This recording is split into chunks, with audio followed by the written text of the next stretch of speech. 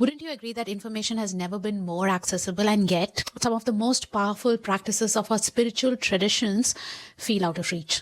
We come from one of the most spiritually diverse cultures on the planet. And somehow in the middle of it all, a whole generation is trying to figure out what it means to be spiritual in the present reality of the world that we are living in right now. You cannot argue with me on this, that in the making of modern India, certain traditions were foregrounded and others erased, feared, or pushed to the margins as it didn't really vibe with the sensibility of modernity. Western modernity. And interestingly, it's exactly these traditions that people are becoming more and more hungry to understand today, because there's something in them that feels very relevant, alive, and meaningful in ways that are hard to articulate but impossible to ignore. I'm talking about practices that were never meant to be public or large scale. They were gupt, hidden, secret, passed through a secret lineage. And there are very good reasons why they were kept that way, and equally good reasons why people are looking for them right now. But again, let's be honest, even if we wanted to go down that route, most of us are not in a position to leave our lives and responsibilities and go down that